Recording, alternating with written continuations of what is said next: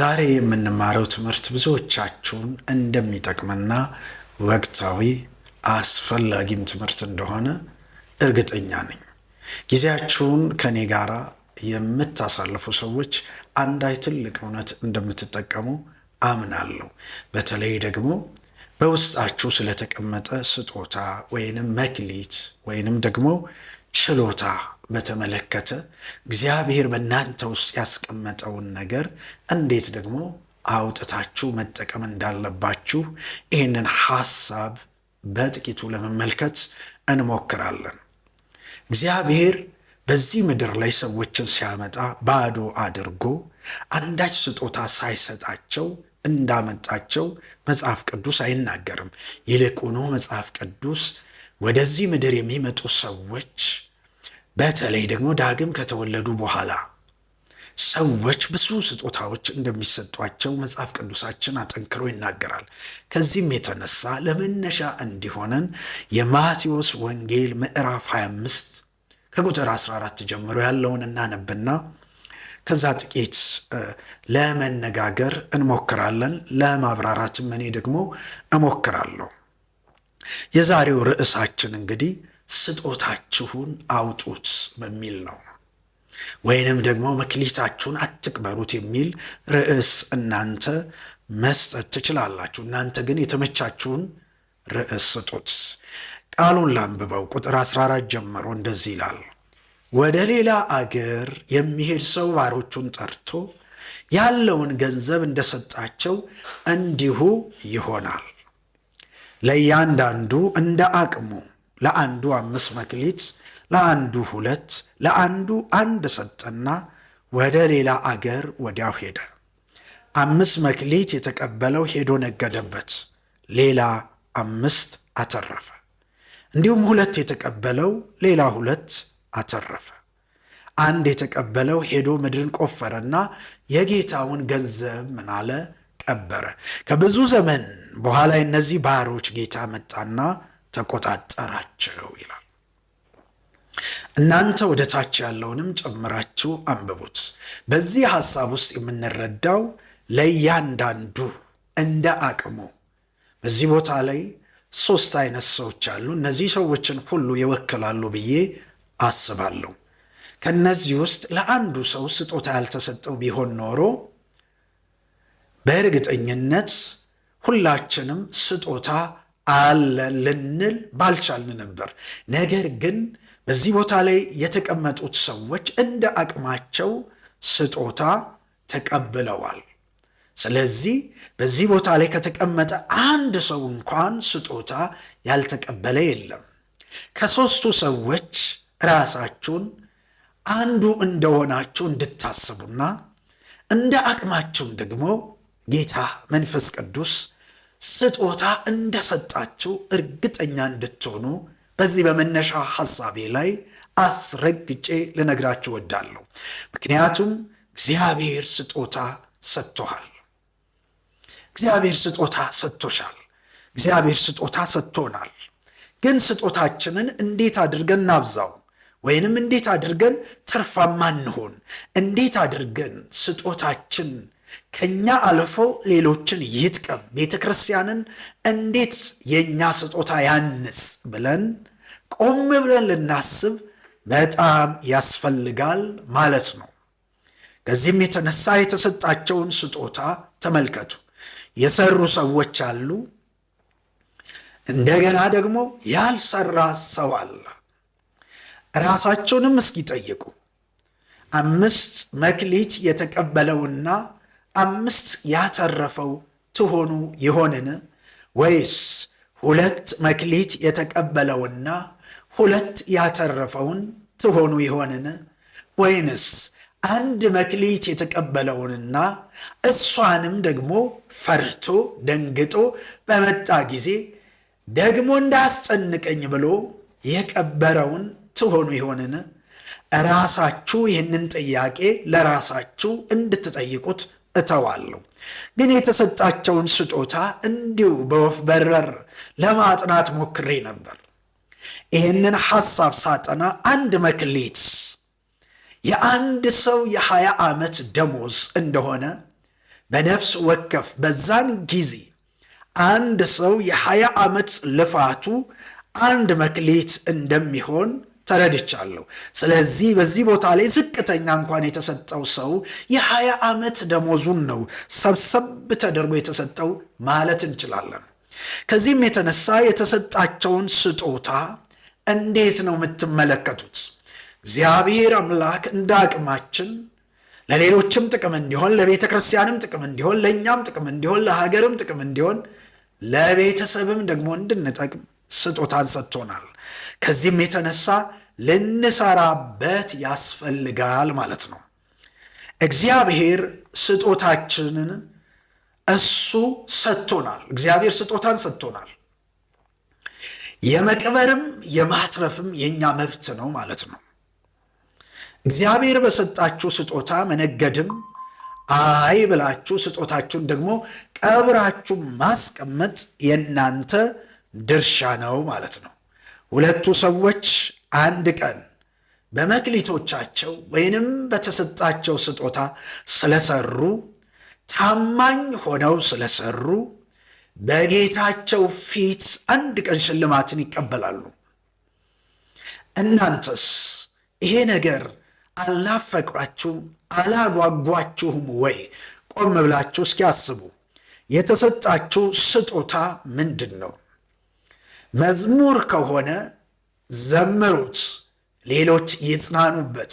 አንድ ቀን በጌታ ፊት ትሸለማላችሁ። ትንቢት ከሆነ ተናገሩት፣ ሌሎች ይታነጹበት፣ ሌሎች ይመለሱበት። አንድ ቀን በጌታ ፊት ትሸለሙበታላችሁ። ትምህርት ከሆነ አስተምሩ፣ ሌሎች ይወቀሱበት፣ ሌሎች ይባረኩበት፣ ሌሎች ይታነጹበት። አንድ ቀን በጌታ ፊት ትሸለሙበታላችሁ። ስጦታችሁን ግን ከቀበራችሁ፣ ታማኝነት ስለሚጎላችሁ፣ በጥቂቱ ስላልታመናችሁ በብዙ ደግሞ አትሾሙም።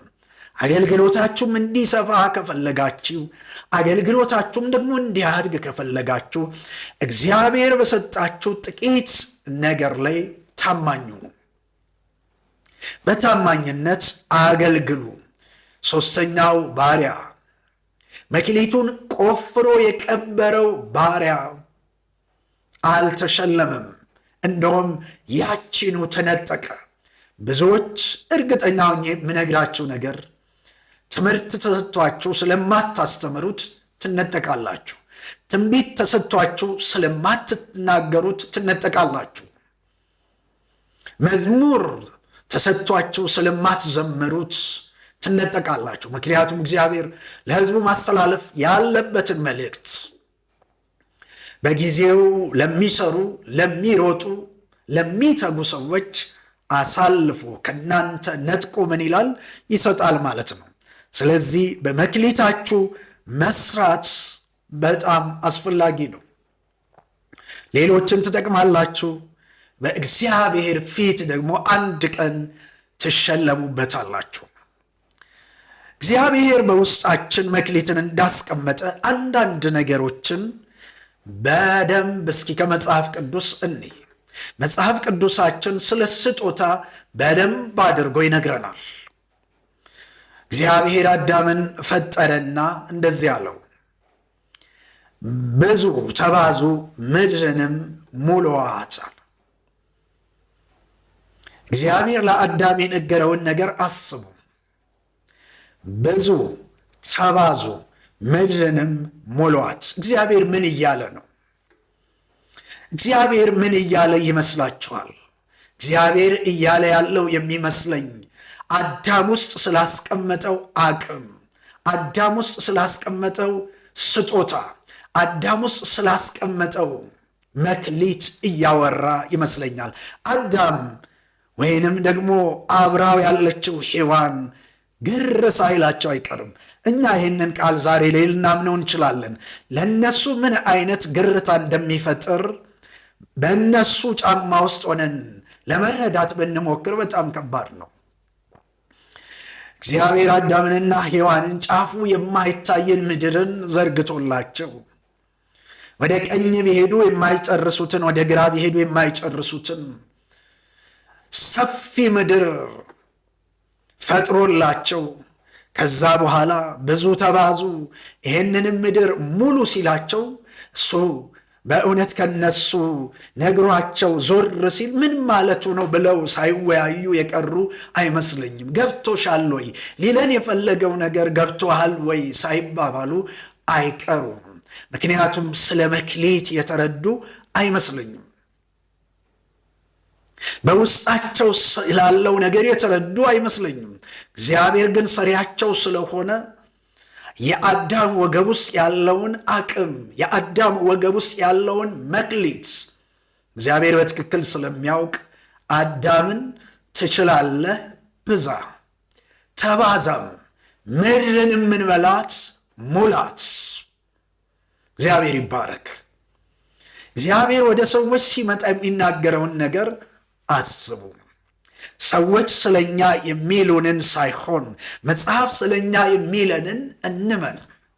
እግዚአብሔር እንደ ቃሉ ስለሆነ መጽሐፍት የእግዚአብሔርን ሐሳብ ስለሚነግሩን፣ የእግዚአብሔር ቃል የእግዚአብሔርን እውነት ስለሚነግሩን፣ የእግዚአብሔር ቃል የሚነግረን ሰሪያችን የሰራን በትክክል የሚያውቀን እሱ ስለሆነ ትክክለኛውን መረጃ ስለሚሰጡን፣ ስለዚህ ከአዳም ጀምሮ እስከ ዛሬ ያለነውን ትውልድ እግዚአብሔር አዳም ወገብ ውስጥ አስቀምጧል። እግዚአብሔር አዳምን ሲያይ ማንን የሚያይ ይመስላችኋል? ሄኖክ የተባለ የማቱሳላን አባት፣ ማቱሳላ የተባለ የላሜህን አባት፣ ላሜህ የተባለ የኖህን አባት እያለ ትውልድን ሁሉ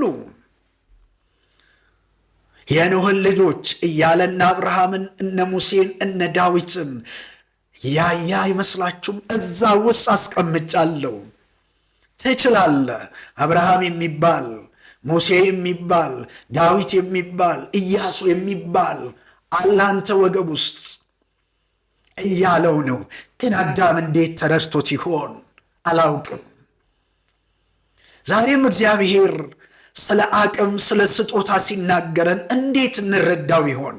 ለምን በዙሪያችን ብዙ ሰዎች አሉ አቅም እንደሌለን አገልግሎት እንዳንል፣ እንዳንጀምረው፣ እንዳናስበው፣ እንዳንሞክረው በጣም ከባድ ነው። አንተማ አርፈ የሆነ ነገር ብትሰራ ይሻላል፣ የዚህ ስጦታ የለህም የሚሉን ሰዎች ከበውናል። እግዚአብሔር ግን ለአዳም እንደተናገረው ነው እንደዚህ የሚናገረን። ስለዚህ አበረታታችኋለሁ፣ ስለዚህ እመክራችኋለሁ፣ እንደ እግዚአብሔር ባሪያ እነግራችኋለሁ። ምን በሉ? በውስጣችሁ እግዚአብሔር ስጦታን እንዳስቀመጠ ተረዱ። ያ ስጦታ ይወጣል።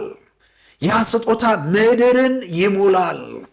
ብዙዎችን ታጽናናላችሁ፣ ብዙዎችን ትረዳላችሁ። ለምን? ስጦታችሁን የተረዳችሁ ጊዜ። አዳም ለዚህ ነው አዳምን አይተን የሞላች ምድርን የምናየው። እግዚአብሔር ብቻውን ተናገረው። እኛ ደግሞ ዛሬ ስናይ ምድር የሰው ልጆች ከመብዛታቸው የተነሳ ጠባቸዋለች። እግዚአብሔር በዘፍጥረት ላይ ብቻቸውን ሆነው የተናገራቸውን ዛሬ እኛ የተፈጸመ ትንቢት ላይ የወጣ መክሊት ላይ ቆመን እያስተማርንም እየተናገርንም ነው። ከዚህም ሐሳብ የተነሳ ዛሬ እግዚአብሔር ምን እያላችሁ ነው? የእናንተ ስጦታስ ምንድን ነው? እየሰራችሁበት ነው ወይ? ማቴዎስ ወንጌል ላይ እንዳየነው ማለት ነው። እየነገዳችሁበት ነው ወይ? እያተረፋችሁበት ነው ወይ? እስኪ አስቡ። አዳም ማቴዎስ ወንጌል ላይ እንዳለው አይነት ሰው ቢሆንና መክሊቱን ቢቀብረው አንድም ልጅ ሳይወልድ አዳም ቢሞት ኖሮ ምድር ምን አይነት ቅርጽ ነበር ሚኖራት? አላውቅም። ስለዚህ እንደዛ አስቡ። የእናንተ መክሊታችሁን ማውጣታችሁ፣ ስጦታችሁን ማውጣታችሁ እግዚአብሔር ታማኞች አድርጎ እንዲቆጥራችሁ፣ እንዲሸልማችሁ ምክንያት ነው። ሌሎችንም ደግሞ ይጠቅማል። ስለዚህ አንዳንድ ነገሮችን እስኪ ቆም ብለን እናስብ። በዚህ ሐሳብ ውስጥ አዳም በወገብ ውስጥ ያለውን አውጥቷል። ምድርም ደግሞ በሰው ልጆች ተጥለቅልቃለች። እናንተ ጋር እግዚአብሔር ያስቀመጠውን ነገር አውጡት፣ ምድርን ያጥለቅልቅ። እግዚአብሔር አንቺ ውስጥ መዝሙር አስቀምጦ ከሆነ ዘምሪው፣ ምድርን ይሙላ። እግዚአብሔር አንተ ውስጥ ስብከት አስቀምጦ ከሆነ ስብከትህን አውጣው፣ ምድርን ያጥለቅልቅ። አንድ ነገር ልጠይቃችሁ። የእናንተ አባት እናንተ ሳትጸነሱ በፊት ሞቶ ቢሆን ኖሮ መክሊቱን ይዞ ምን ብሏል? ሞቷል። ስለዚህ አንቺ ወይም አንተ አትኖሩም ማለት ነው። እግዚአብሔር የሰጠውን ስጦታ ባይጠቀም ኖሮ ብላችሁ አስቡ። ሄኖክ እኔ በመጽሐፍ ቅዱስ ውስጥ ከምወዳቸው ሰዎች አንዱ ነው። ሄኖክ ማቱሳላን ባይወልድ ኖሮ ብላችሁ ጠይቁ።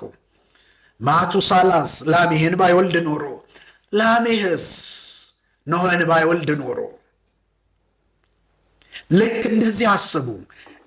ሄኖክ ውስጥ ያለ መክሊት እንደወጣ አንቺም ውስጥ አንተም ውስጥ ያለ መክሊት እንዲወጣ እግዚአብሔር ይፈልጋል።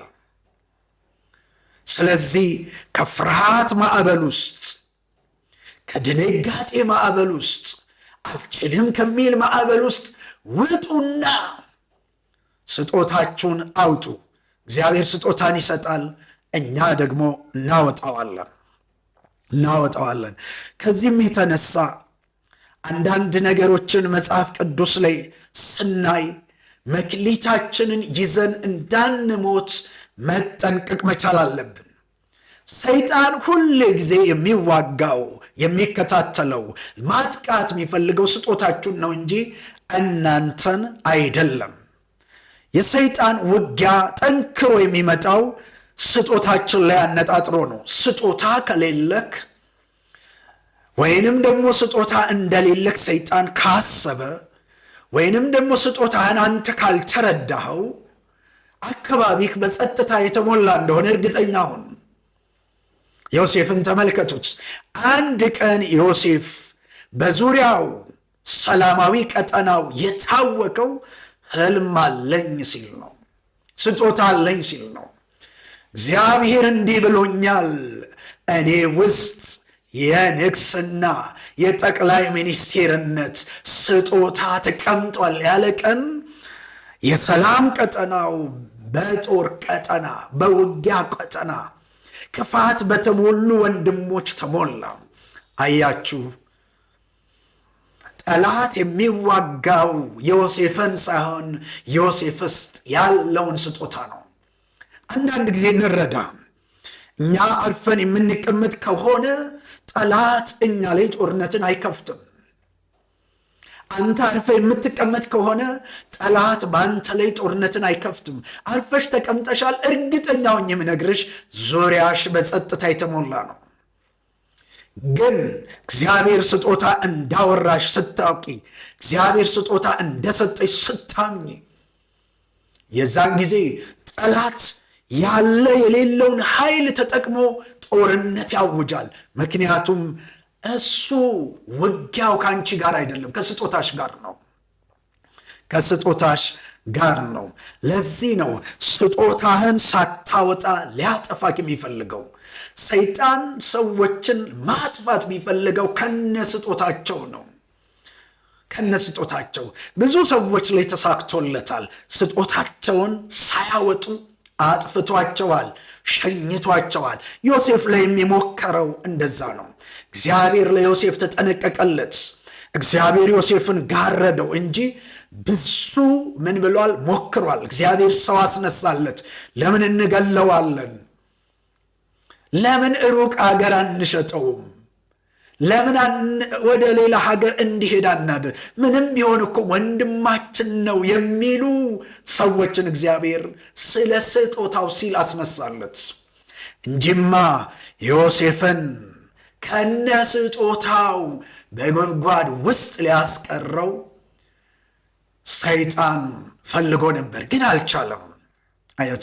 ስለዚህ እርግጠኛ ሁኑ፣ በዙሪያችሁ ላይ ጠላት ጦርነት አውጆ ከሆነ እናንተ ስጦታችሁን አውርታችኋል ወይም ስጦታ እንዳላችሁ አውቃችኋል ማለት ነው። ኢየሱስ የመሰቀያው ጊዜ ከመድረሱ በፊት ሄሮድስ ሊያጠፋው ፈልጎ እንደነበር ተረዱ። ቢሳካለት ኖሮ ኢየሱስ ስለ በደላችን ራሱን ከመሰዋቱ በፊት ይሞት ነበር። ጠላት ቢችል ኖሮ ኢየሱስ ይዞት የመጣው መክሊት መስቀል ላይ ስለ በደላችን ተንጠልጥሎ ሞቶ እኛን ማዳን ነው። ሰይጣን ደግሞ እዛች መክሊቱ ጋር ሳይደርስ ገና ሲወለድ ሊገለው ያለ የሌለ አቅሙን ተጠቅሟል። ገና ነገራቸውን ጭጭ ያለ ነው ማጥፋት የሚፈልገው ሰይጣን።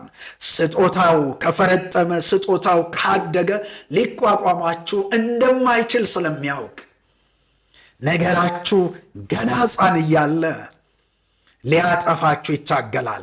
ለዚህ ነው ሄሮድስን ተጠቅሞ ኢየሱስን አፈላልጎ እነዚያን ሁሉ ሕፃናት ድንገት በእነዚህ ሕፃናት ውስጥ ኢየሱስም አብሮ ይጠፋል ብሎ ስላሰበ ሰይጣን የቻለውን ያህል ሙከራ አደረገ።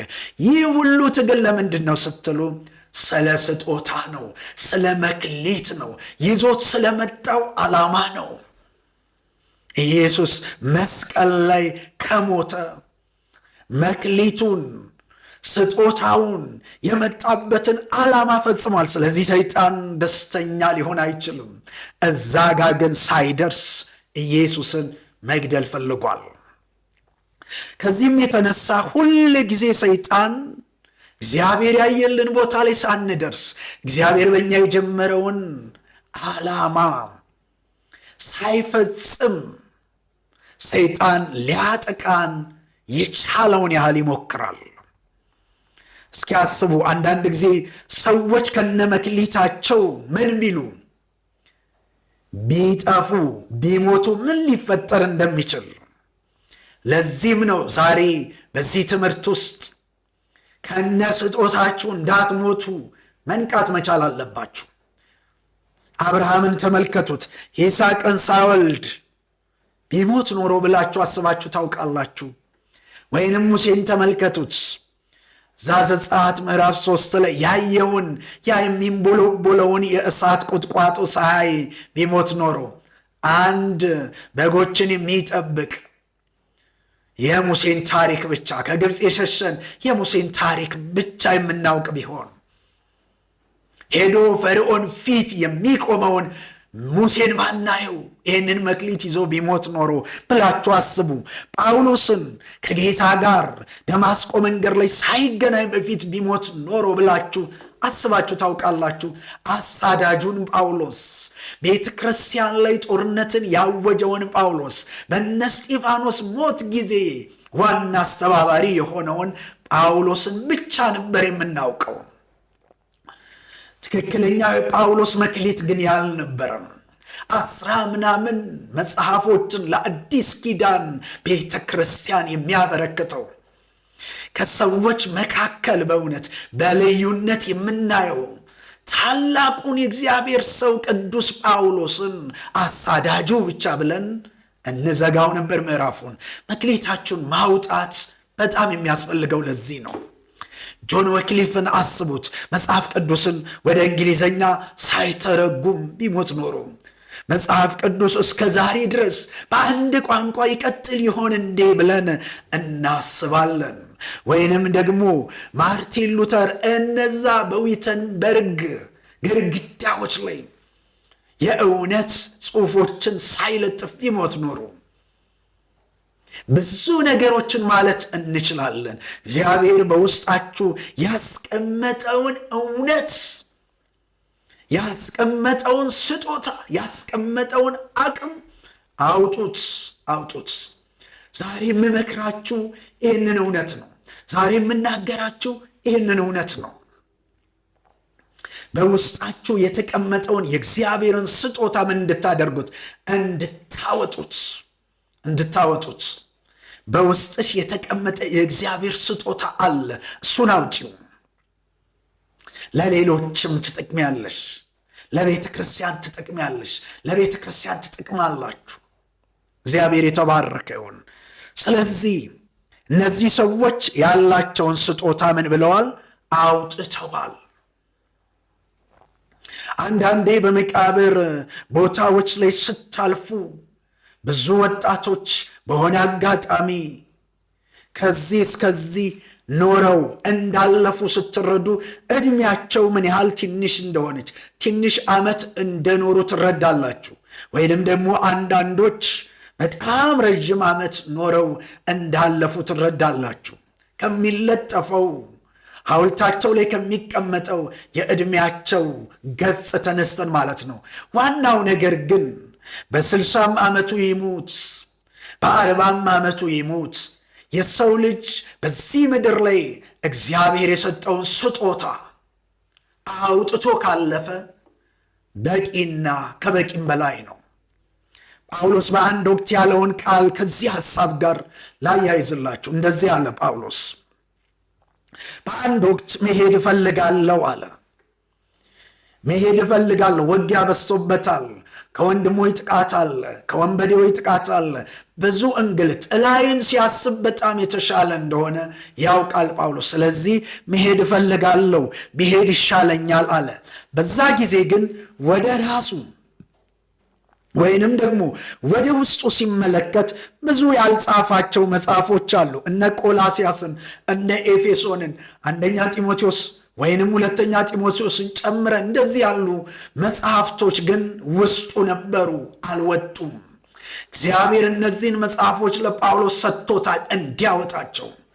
የኤፌሶንን የመሰለ በጣም የምንወደውና የምንባረክበት ቆላስያስን የመሰለ አንደኛ ጢሞቴዎስና ሁለተኛ ጢሞቴዎስን የመሰሉ መጽሐፎችን ይዞብን ይሄድ ነበረ።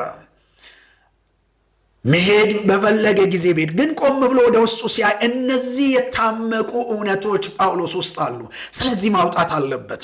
ለዚህ ነው በሁለተኛ ጢሞቴዎስ ምዕራፍ 4 ላይ ቁጥር 7 አካባቢ ላይ እንደዚህ ይለናል። መልካሙን ገድል ተጋድያለሁ አለ፣ ሩጫውን ጨርሻለሁ። አሁን ሩጫውን ምን ብያለሁ? ጨርሻለሁ። አሁን የተሰጠኝን መክሊት አውጥቻለሁ፣ ስጦታውን አውጥቻለሁ። የቀረኝ ነገር ምንድን ነው ይላል? ሃይማኖትንም ጠብቄአለሁ፣ የጽድቅ አክሊል ሽልማት ተዘጋጅቶልኛል። ማቴዎስ ወንጌል ላይ የተነሳንበት ሐሳብም ይሄ ነው። ለሰሩ ሰዎች ጌታው በመጣ ጊዜ ምን ያደርጋል? ይሸልማል። ለተሰሩ፣ ለነገዱ፣ ላተረፉ ሰዎች ጌታው በመጣ ጊዜ ምን ይላል? ይሸልማል። ስለዚህ እየሰራችሁበት ነው ወይ የሚለው ወሳኝ ጉዳይ ነው፣ ወሳኝ ጉዳይ ነው። ከዚህም የተነሳ በተሰጣችሁ ስጦታ፣ እግዚአብሔር ለእናንተ በሰጠው ስጦታ እየሰራችሁ ከሆነ በእርግጠኝነት እግዚአብሔር አንድ ቀን ይሸልማችኋል።